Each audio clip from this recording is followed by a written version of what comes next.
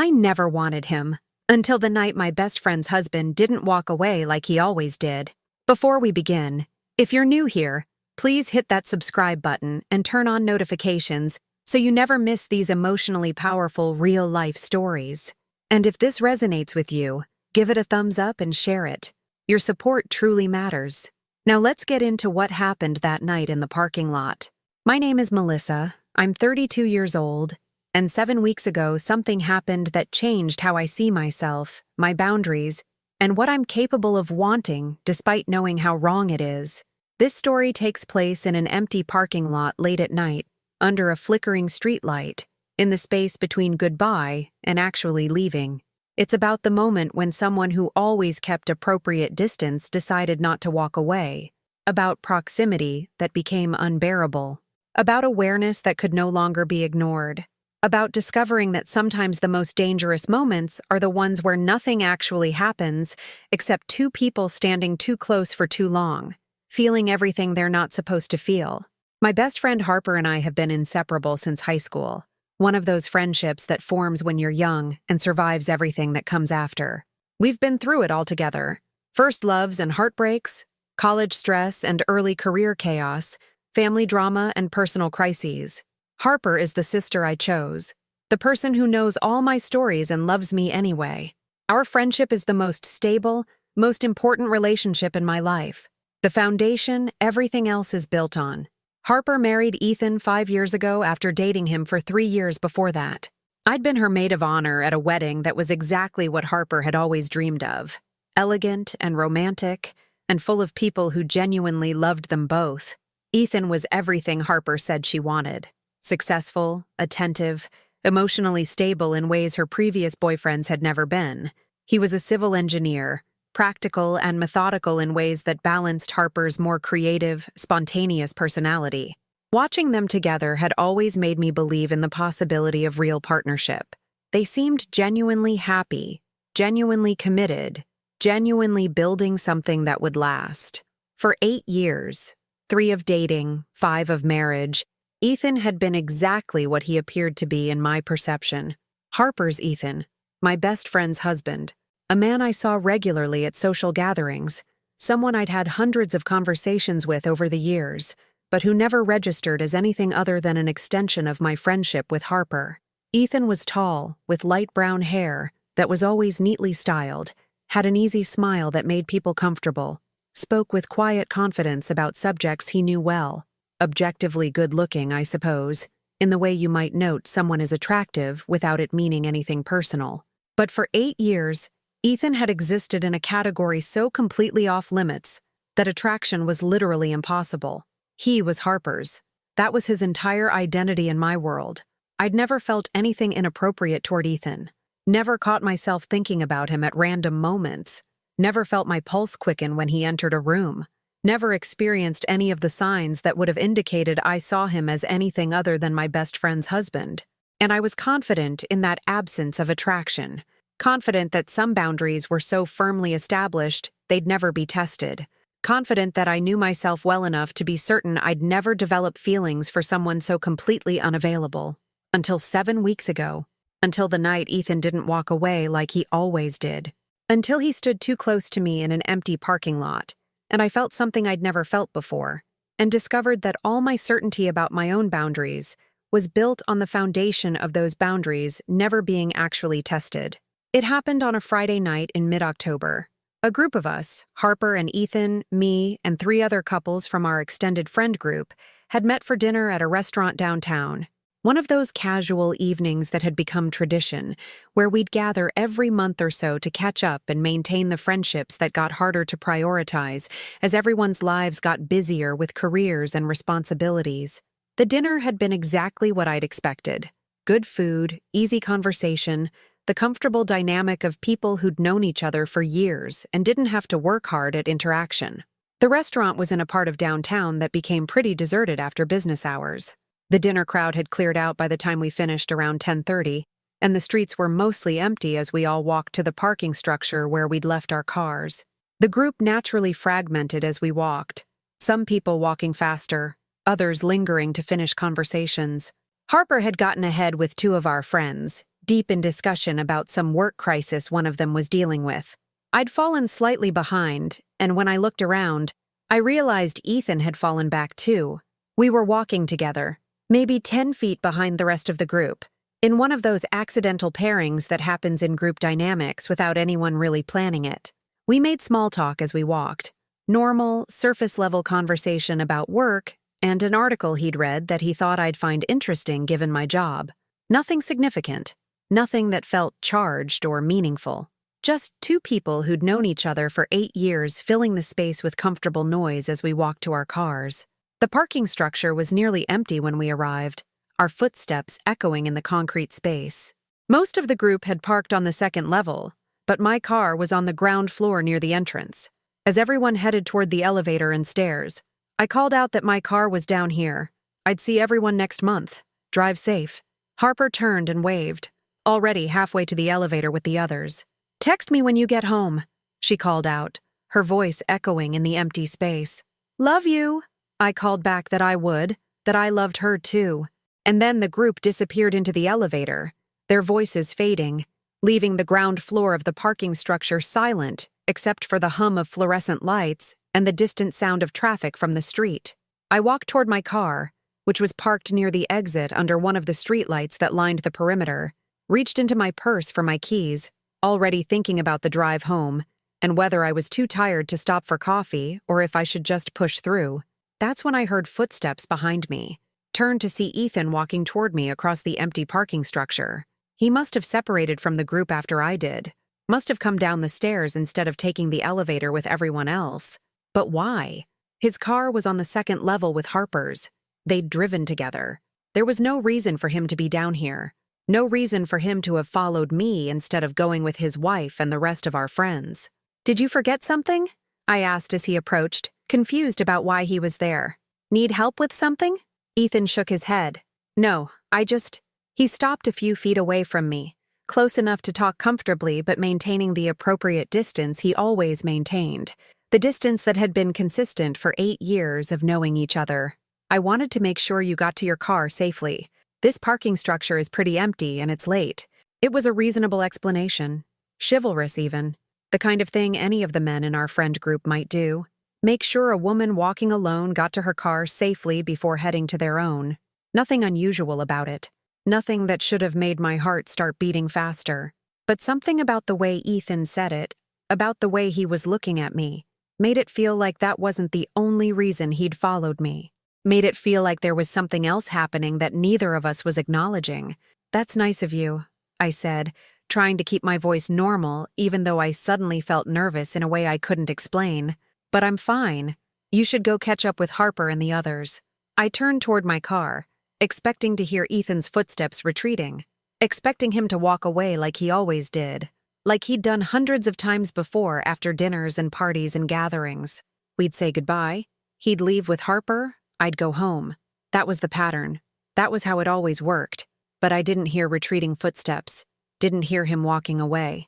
Instead, I heard him move closer, felt him step into my space in a way that was still technically appropriate, but that somehow felt charged with meaning it had never had before. Melissa, Ethan said, and something about the way he said my name made me freeze with my hand on my car door. Made me turn around to face him, even though every instinct was telling me I should get in my car and leave. Should not engage with whatever moment this was becoming. Ethan was standing closer than he usually stood. Not inappropriately close. If someone had been watching, they wouldn't have thought anything was wrong. But close enough that I could see details I usually missed. The exact color of his eyes in the parking structure lights. The way his jaw was tight like he was physically restraining himself from saying or doing something. The way his hands were clenched at his sides like he was fighting some internal battle. Close enough that I was suddenly intensely aware of him as a person, as a man, rather than just as Harper's Ethan. Why didn't you walk away? I asked quietly. You always walk away. Every time we say goodbye, you leave. But tonight you didn't. Why? Ethan was quiet for a long moment. Long enough that I started to think he wasn't going to answer. Long enough that the silence between us became heavy with all the things neither of us was saying. The parking structure was completely empty now, everyone else having driven away while we stood there. Just us under the flickering streetlight, the cool October air swirling around us. The city sounds distant and muted. Because I'm tired, Ethan said finally, his voice low and rough. I'm tired of always walking away. Tired of maintaining appropriate distance? Tired of pretending I don't feel what I feel every time I'm around you. My breath actually caught in my throat in a way that was audible in the quiet. Ethan, you can't say things like that. Harper is my best friend. Your wife. You can't— I know who she is, Ethan interrupted. I know exactly who she is and what saying this means. I know I should walk away right now like I always do. Should get in my car and drive home with my wife and never acknowledge that anything is different. But I can't do it anymore, Melissa. I can't keep pretending that being near you doesn't affect me, that I don't think about you constantly, that maintaining distance doesn't take every ounce of self-control I have. He took another step closer, still not touching me, still maintaining that technical boundary, but close enough now that I could feel the heat radiating from his body. Close enough that if either of us moved even slightly, we'd be touching. Do you know how hard it is? Ethan continued, his voice barely above a whisper. To sit across from you at dinner and act normal? To have casual conversations while wanting to say completely different things? To watch you laugh and talk and exist in the world while knowing I can never have you? To go home with Harper and lie in bed knowing I'm thinking about someone else? Someone I have no right to think about? Stop, I said, but my voice came out weak, unconvincing. You need to stop talking. Stop telling me things that can't be unsaid. This isn't fair. You're right, Ethan agreed. Nothing about this is fair. Not to you, not to Harper, not to any of us. But I'm standing here anyway, not walking away like I always do. Because for once, I need you to know that all these years of appropriate distance haven't been easy, haven't been natural, have required constant, deliberate effort to maintain. The air between us felt electric, charged with possibility that should not be possible. I was backed against my car now, trapped between the cold metal and Ethan's presence. Not physically trapped. I could have moved, could have gotten in my car, could have ended this moment, but I didn't move. Just stood there feeling my heart race, and my breathing become shallow, and my entire body respond to his proximity in ways I'd never experienced before. Why are you telling me this? I asked. What do you want me to do with this information? What's supposed to happen now? I don't know, Ethan admitted. I don't have a plan.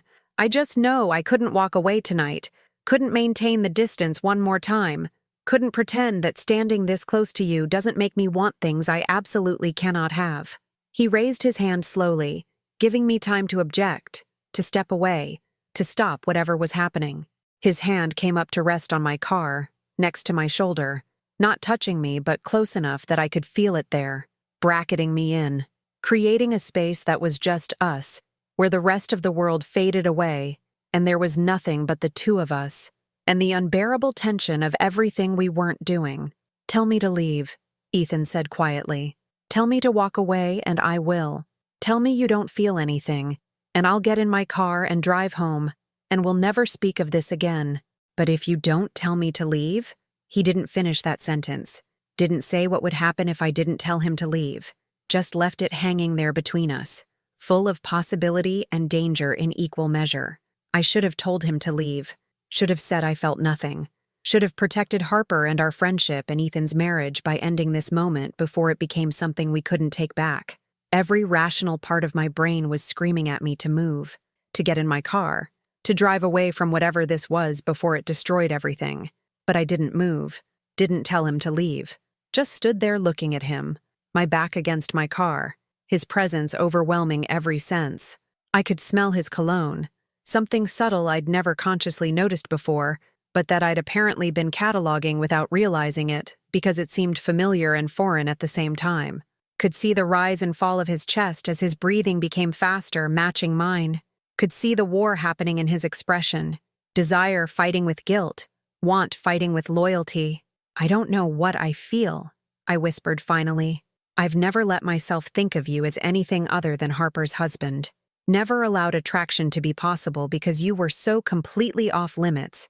But standing here right now, with you this close, I don't know.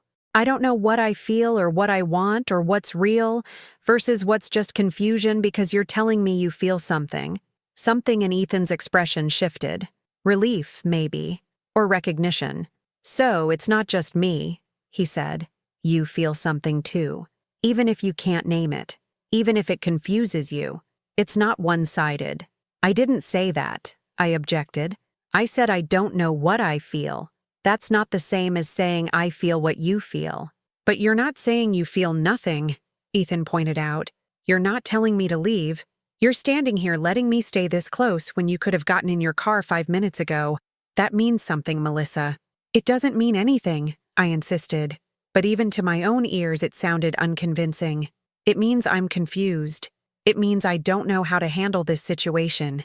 It means you've put me in an impossible position where everything I do feels wrong. I know, Ethan said. I'm sorry. I never meant to put you in this position. Never meant to make you question anything. But I couldn't keep pretending anymore. Couldn't maintain the distance when all I want is to close it. His other hand came up to rest on the car on my other side, fully bracketing me now. Still not touching me, but creating a cage of his arms and body that made me feel surrounded. Made it impossible to think about anything except him and this moment, and the space between us that was simultaneously too much and not nearly enough. What do you want? I asked, my voice shaking. What is this? What are you hoping happens here?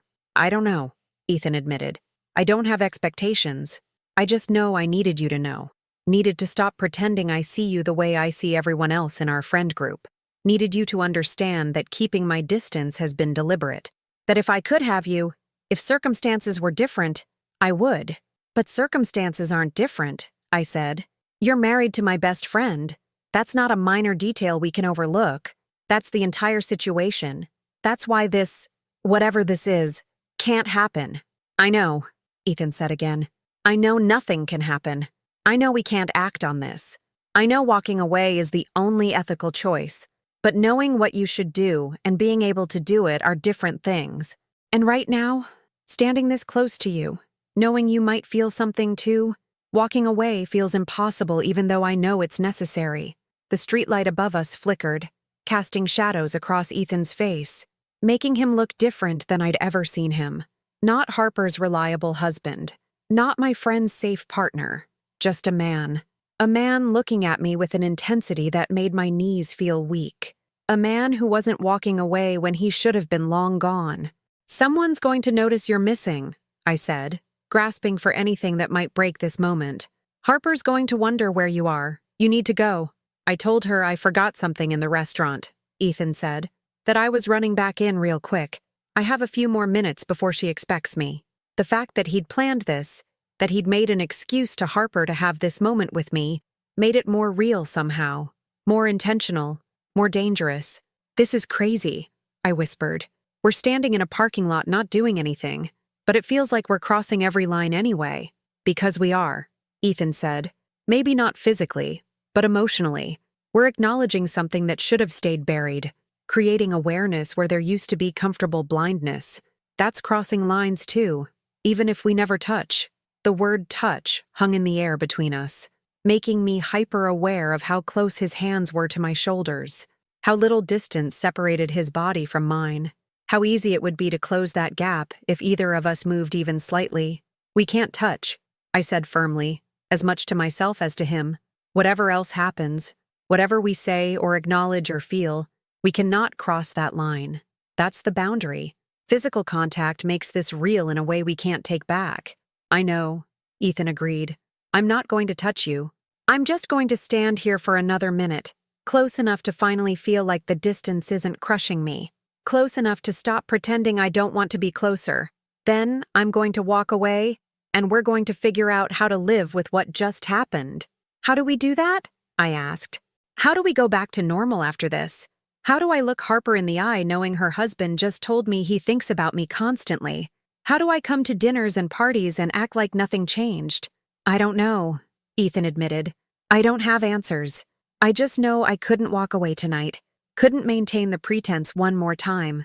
Needed you to know that all these years of appropriate distance have been a choice. A difficult choice that I've made every single day because it was the right thing to do. But tonight, I needed you to know it's been a choice, that not walking away, not closing the distance, not pursuing what I want, has required constant effort.